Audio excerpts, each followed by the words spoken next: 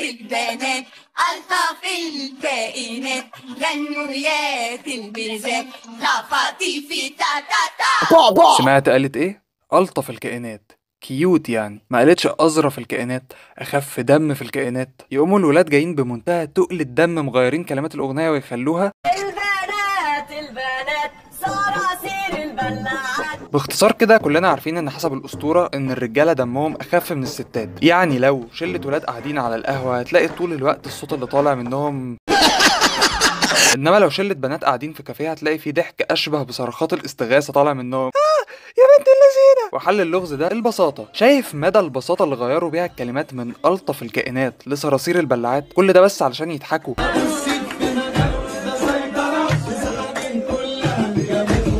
هي دي نفس البساطة اللي بيضحكوا بيها على القهوة وعلى فيديوهات الناس اللي بتتزحلق وتتكفي على وشها.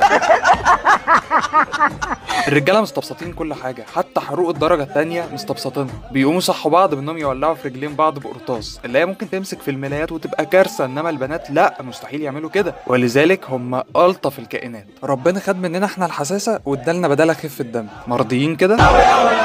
او يمكن هم مظلومين. وعلشان كده انا حابب ادي فرصة للبنات وهقول ان هم برضو ممكن يكون دمهم خفيف. شو الفرق بين هيفا والبحر؟ بحر كتير مالح، هيفا كتير حلوة.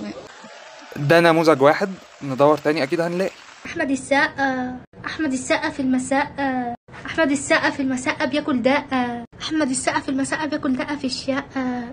لا، ما هو اكيد في واحدة دمها خفيف يعني. ضب وقنيك الشرعي يا شيخ ليه انت في كنافة. احبك واستقيل. لو أنت الصادق تحبني وتترفد.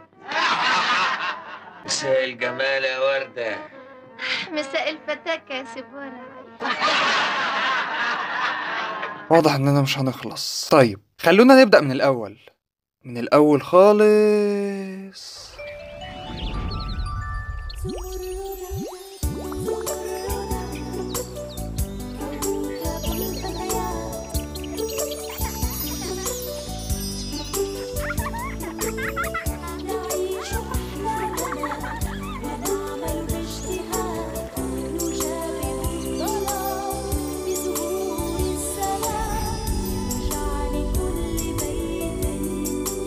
الدنيا في كوكب زمردة هادية مسالمة جميلة، بس يا مؤمن مفيش في المكان ده اكشن، مفيش فيه حدث يشغل خيالك فيخليك تطلع بافكار، فالافكار تخليك مع الوقت تركب حاجتين ما ينفعش يركبوا مع بعض فتطلع بنكتة. احنا كاولاد ما كناش بنقرب من الكوكب ده، او بامانة ما كناش بنقرب غير علشان الجاسوسات، وده مش علشان الكرتون نفسه بصراحة كده، علشان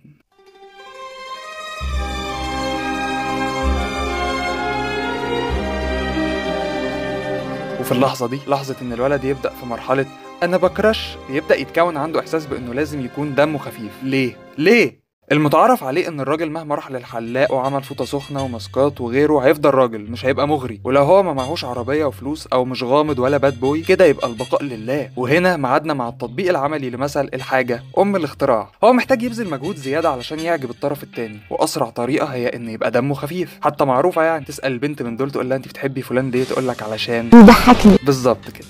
فانت لما بتيجي تخرج مع واحده غالبا هتقعد تقول لها لاينات انت واخدها من رومانسيه منسيه، حقها طبعا لو تففتك سنانك وقامت مشيت، بس هي بتقعد تضحك، هي مستنيه ده. عمرك شفت واحد بيقول انا بحب فلانه علشان بتضحكني؟ هو الكون اتسيستم كده، وفي العالم كله، مش رجعيه وتخلف مني انا يعني. اسمع صوت معارض بيقول لا بقى، على فكره احنا ما بنضحكش على الحاجات اللي انتوا بتقولوها. صادقه يا اختي. طلاق مين يا مرة يا بنت الموبوءة؟ ده نخلع راس امك دي. متهيألي ان الضحكه اللي طالعه وبترج القاعه دي مستحيل تكون ضحكه رجالي، وانا ما زلت مصمم ان في بنات دمهم خفيف بس من سكه تانية. يعني مثلا جلسات النميمه دي فيها ماتيريال ضحك كتير، وزي صفه الرغي الكتير اوقات بتبقى وحشه بس اوقات تانية بتبقى بتضحك، وده بتلاقيه في بنات كتير حواليك. زي مين؟ يتيم ماليش لا حبيبي ولا قريب ولا غريب. اول ما شفنا دنيا ماهر حبيناها على طول. ليه؟ ممثله شاطره طبعا، بس كمان دمها خفيف علشان عارفينها. نجلاء دي انت شفتها في حته قبل كده، في حد من قرايبك، واحده بتشتغل في محل جنبكم. الصفات دي محتاجه حد ينقلها، وبرضه حبيناها علشان عندها روح كده، روح امهات. أنا بقى مش عاجباكي. عبلة كامل وباتفاق ناس كتير هي ماما قوي، كريمة مختار ماما برضو وكل حاجة، بس عبلة كامل عملت كل انواع الامهات، غطت الموضوع قوي. الست مش بس في تمثيلها اللي على راحته وطريقة كلامها اللي شبه 90% من الستات المصريات، دي حتى صورتها الذهنية في دماغنا بقت انها لابسة جلاليب طول الوقت، محجبة من زمان جدا، وعلى الرغم من اعتزالها الا انها متمسكة جدا باعلانات البرسيل. مكسوفة؟ ده اغلى مسحوق ما قدرش على البرقوق. عارفة ليه؟ برسيل الجديد. شوف من زمان جدا وهي بتعملها وما زالت بتعملها لحد دلوقتي، وده ليه؟ علشان روح الام اللي جواها طبعا. مش مهم السيناريوهات اللي بتتعرض عليها، سيناريوهات ايه؟ تمثيل ايه؟ المهم ان غسيل ولادها يبقى منور. موضوع التمثيل ده نبقى نشوفه بعدين. ايه الزهق ده؟ طيب يا عم، عمال تقول لنا نماذج لبنات كتير دمهم خفيف، بس دول كلهم ممثلات يعني. ده لسببين، اول سبب اني معرفتش اطلع معايا بنات في الحلقه دي، وتاني سبب ان دول ممثلات بس بيضحكوك. ليه هم بيضحكوك؟ علشان الممثله دي بتمثل. لا والله بتمثل جزء وشريحه كبيره من البنات يا ظريف. هم مش بيضحكوك في الحقيقه علشان بتبقى بتتعامل معاهم عن قرب، لكن لما حد بينقلهم لك على الشاشه وتتفرج عليهم بتقول لنفسك طب والله زي العسل. والنبي ما فايقلك يا عسل، نهاركم ابيض. طب ليه البنات بقى في الحقيقه ما عندهمش نفس سرعه البديهه دي على عكس الولاد؟ هسمع بنت بتقول علشان انت كل هزاركم عباره عن قله ادب اصلا. الله يعرفك يا شيخ.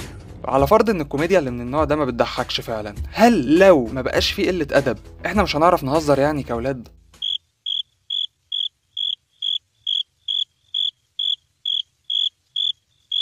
ايه لا عادي والله هنعرف، هنلاقي ألف حاجة تانية تضحك، ودي مش شطارة من عند الولاد يعني، بس علشان من صغرهم في الشارع وبيتعرضوا لمواقف أكتر بكتير. يعني معظم النكت بيبقى ليها علاقة بالكورة، سواقة العجل، السهر بره البيت، قعدات يوم الوقفة، قال دماغي فول الكلب. كل دي مساحات بتفرض عليك إن مخك يشتغل أسرع وتلاقي نكت مناسبة لكل موقف من دول. لكن البنات طول ما هم مراهقين بيختبروا حاجات صعبة، وإحنا برضه والله بنختبر حاجات صعبة، بس الحاجات الصعبة اللي إحنا بنختبرها كتير منها بنقدر نحوله لمواقف بتضحك. لكن عند البنات الموضوع صعب شوية لأنهم أوقات كتير بيختبروا حاجات قاسية جدا على انها تتحول لنكت، بس بيقدروا بسهولة يحولونا احنا لنكت.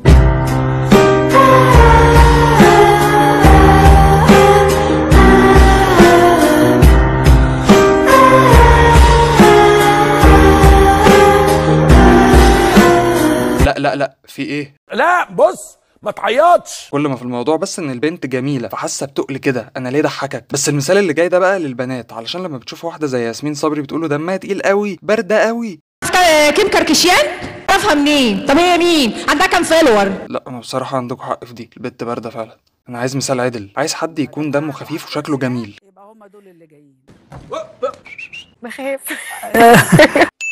دي مثال يحتذى بيه والله. ركنه شكلها اللي ممكن ياكلها عيش كموديل على جنب، ومشمره ونازله مع محمد سلم ومصطفى خاطر وتوته بتناطحهم راس براس، مش بتضحك وهي متدلعه ولا حاسه بانوثتها، لا خالص، تحس صاحبك كده بيهزر معاك. ويمكن ده المفتاح، ان جايز اللي بيخلي البنات هزارهم يتقبل بصعوبه هي انها انثى دلوعه. ده اقتراحي في القضيه يعني. بنحبك يا احمد تاني. متشكر جدا جدا. كلك ذوق يا جميل. يلا ايه الحاجه اللي في اوضه النوم؟ لا خلاص بقى بس. ونهايته، تفاصيل البنات بتضحك، والدليل على كده ان الراجل لما بيعوز يضحك اسهل حاجه بيعملها ايه؟ اي لومه بالظبط، بيعمل ست، علشان تفاصيلهم كتيره جدا ويطلع منها ماتيريال. كون بقى ان الاختلاف بين طباع الولاد وطباع البنات بيطلع ضحك، فده طبيعي، مش هنخالف الفطره يعني. ما هو الضحك اصلا قايم على مفارقه، انك تتوقع ان فلان هيعمل كذا فيقوم عامل كذا، اللي هو حاجه تانية خالص عكس توقعاتك. فانت هتدخل تلبس في 5 دقايق، فمتوقع ان هي كمان هتخلص في نفس الوقت وتنزلوا سوا، فالمفارقه انها تخلص لبس بعد ما الفرح اللي انتوا رايحينه يخلص.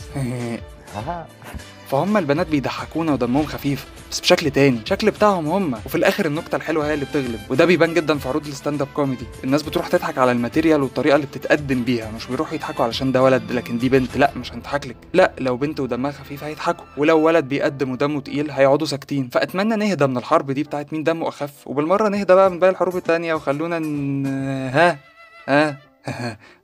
نصيحة بس للبنات، والنبي بلاش حاجتين، بلاش المواقف الطويلة اللي بتحكوها المفروض الغرض منها انها حاجة بتضحك، يعني بلاش الموقف بتاع اللي هو قمت وكنت فقمنا استني نسيت، لا نسيتي ما تحكيش بقى علشان بيبقى منظركوا كده.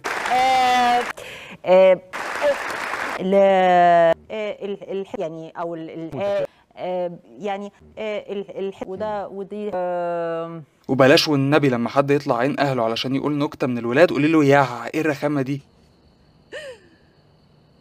قدري المجهود على الاقل، عشان انتوا في الاخر بتروحوا تضحكوا على حاجات يعني. انت فاكره نفسك متجوزه مدرس باليه؟ ده البيت ده يا نوحي ده البيت ده